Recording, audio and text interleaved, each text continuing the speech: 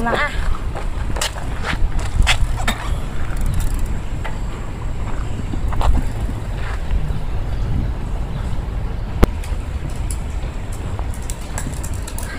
Tanjakan sip.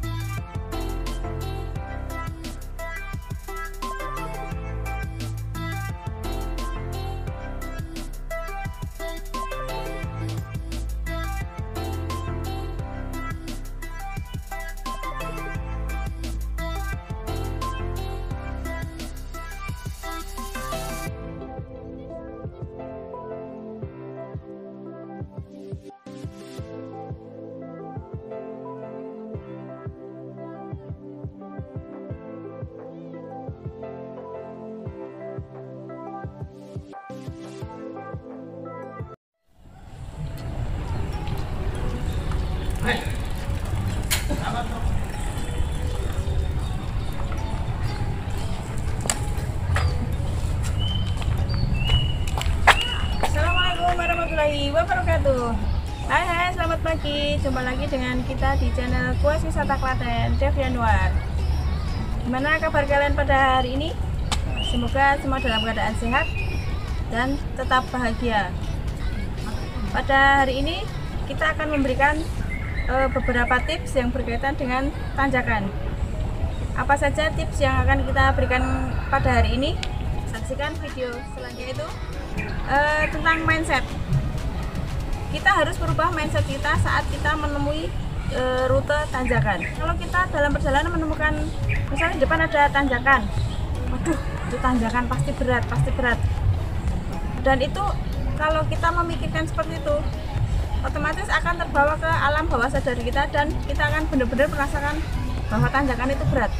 Kalau kita menemukan rute tanjakan, itu kita harus merubah mindset kita dan mensugesti diri kita sendiri dengan cara aku yakin bisa melalui tanjakan itu, aku yakin, dan itu akan terbawa ke alam bawah sadar kita, sehingga kita saat melalui tanjakan itu meskipun berat, kita tidak akan merasakan berat itu. Apalagi kalau kita melakukan perjalanan itu dengan menikmati pemandangan sekitar ataupun menikmati goesan kita.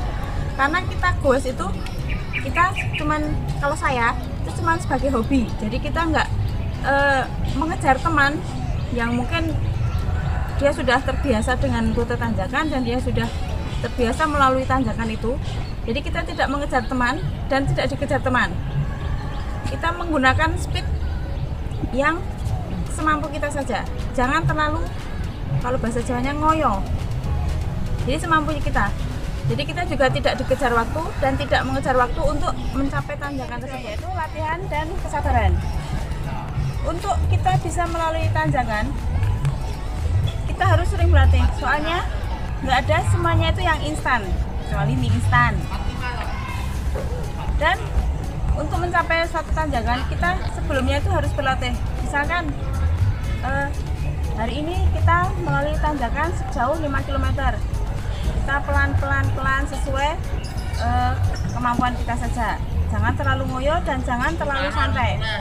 Kita untuk latihan pertama, kita mungkin melakukan jarak tempuh 5 km.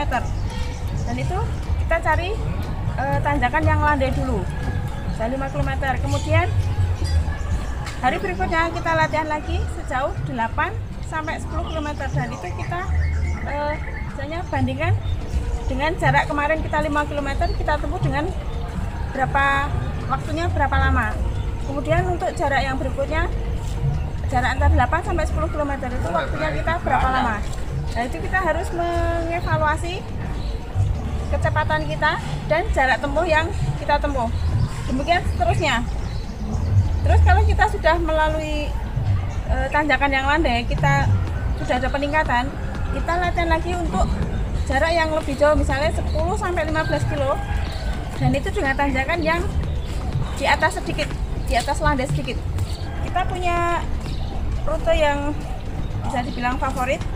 Kita biasanya dulu berlatih tuh dari Boyolali, kita naik sampai ke Cepogo dulu.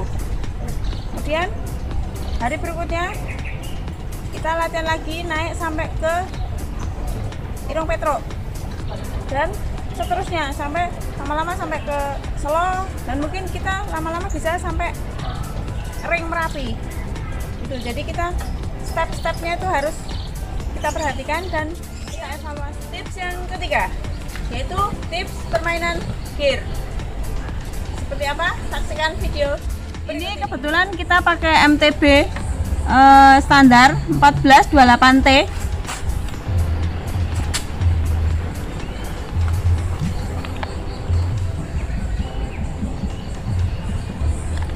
Saat kita menemui tanjakan, kita harus pintar-pintar memainkan gear, baik gear belakang maupun gear depan. Tapi jangan langsung menggunakan gear yang paling ringan. Kita gunakan gear yang nomor 3 dari atas.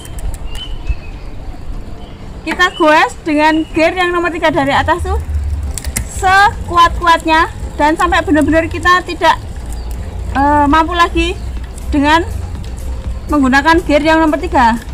Dan pelan-pelan kita naikkan lagi di gear yang nomor 2 dari atas.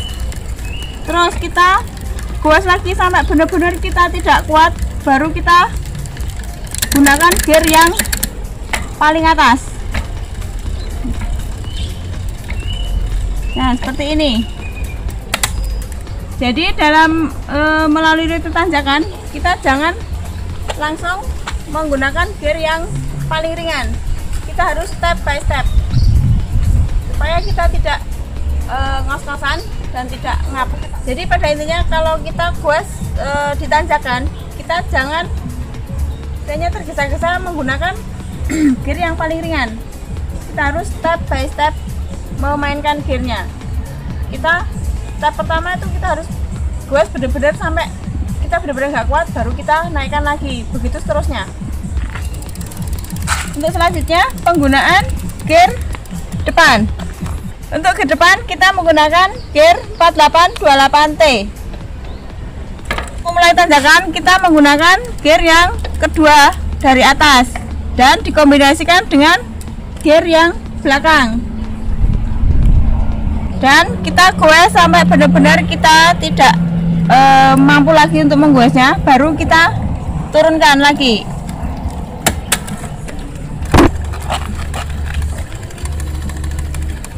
Nah, itu pun juga dikombinasikan dengan gear yang belakang.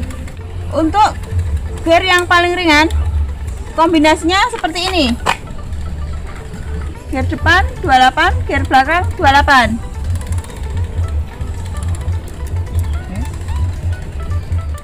Yang keempat yaitu posisi kita saat di atas sepeda dalam rute yang tanjakan seperti video berikut ini. Posisi badan condong ke depan di atas tang dengan posisi out saddle. Dan untuk tips yang kelima yaitu usahakan kita berhenti di akhir tanjakan.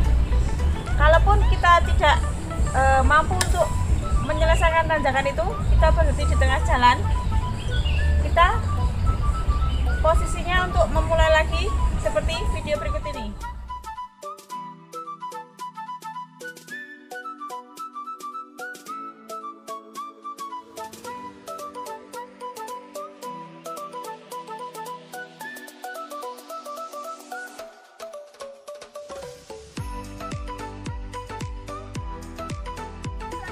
Yaitu tips yang keenam, usahakan sadari kita dalam posisi yang tinggi, yaitu saat kaki kita menyentuh pedal seperti ini, usahakan kaki kita lurus, jangan nekok seperti ini, karena kalau kita lurus begini itu akan meningkatkan power kita saat kita menekan pedal di rute tanjakan, dan itu akan bisa optimal. Kalau kita posisi sadel kita agak rendah dan kaki kita saat pedal berada di bawah, kaki kita sedikit nekok, itu kita saat menggoes di tanjakan kurang bisa optimal. Selain itu, posisi ujung kaki itu di pedal seperti ini, jangan seperti ini, karena kalau begini kita tidak akan bisa optimal. Dan usahakan posisi kaki saat melalui tanjakan itu jangan seperti ini, tapi usahakan begini. Untuk tips selanjutnya, yaitu tips yang ketujuh, pada saat kita goes di rute tanjakan yang curam dan tinggi, usahakan saat kita menggoes kita melihat ke ujung kaki kita saat mengayuh pedal. Tapi sesekali jangan lupa kita melihat ke depan untuk memastikan bahwa di depan kita tidak ada pegoes lain yang jaraknya terlalu dekat dengan kita. Gunanya kalau kita melihat putaran kaki kita saat mengayuh, yaitu agar kita mempunyai kepercayaan diri untuk bisa sampai ke tujuan. Kalau kita saat menggoes di tanjakan kita banyak melihat ke depan, kadang kita akan merasa kok nggak nyampe ya, kok nggak selesai tanjakannya ya, seperti itu, dan itu akan menurunkan power kita dalam menggoes melalui rute tanjakan tersebut.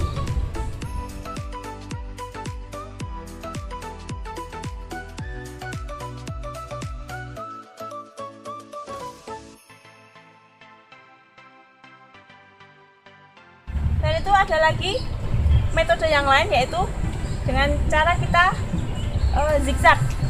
Tapi sebelum kita zigzag, kita harus pastikan dulu jalan yang kita tempuh itu jalan yang sepi, dalam artian tidak terlalu banyak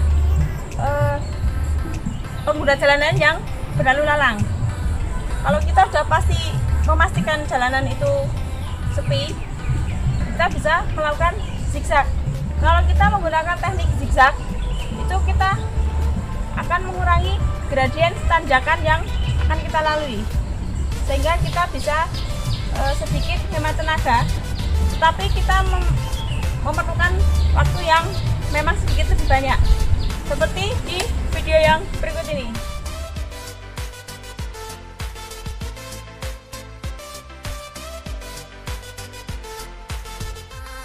Untuk tips yang ke-8, yaitu kita dalam menggoes itu kita harus sesuai dengan passing kita atau kemampuan kita.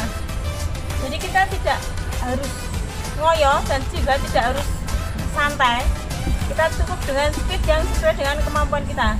Intinya, setiap pegoes itu kemampuan bersepedanya itu berbeda-beda. Jadi kita tidak harus mengejar teman dan juga tidak dikejar teman. Begitu juga kita tidak mengejar waktu dan tidak dikejar waktu. Apalagi kita cuman goes itu sebagai hobi, bukan sebagai atlet ataupun mengejar prestasi. Passing itu kita dalam bersepeda itu kita harus mengukur kemampuan kita, dan goesnya kita tuh harus tetap stabil sehingga kita bisa mengukur kemampuan dan heart rate kita. Kalaupun kita goes terlalu cepat, otomatis heart rate kita akan naik, sehingga kita akan lebih cepat lelah dan ngos-ngosan. Dan untuk menurunkan heart rate itu kita bisa dengan berhenti sejenak dan minum air putih, dan itu akan bisa membantu menurunkan heart rate kita. Usahakan saat menggoes pedaling kita, goesan kita itu stabil sehingga cadence kita juga bisa terkontrol.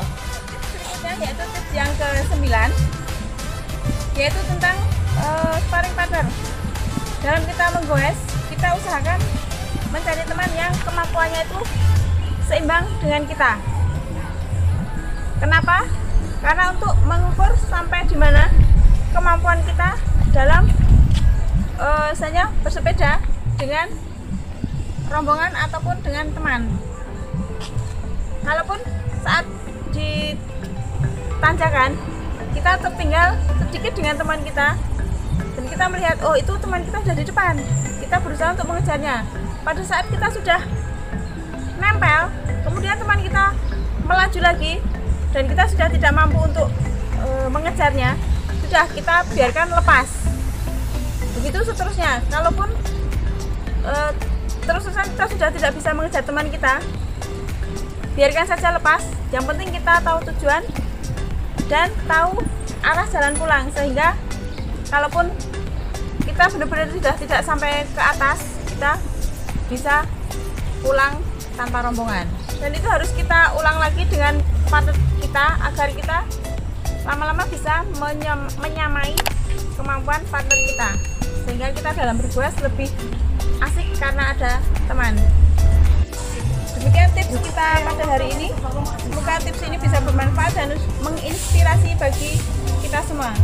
Kita juga masih dalam tahap belajar juga, jadi kita berharap tips ini juga bisa bermanfaat buat kami dan juga yang lainnya.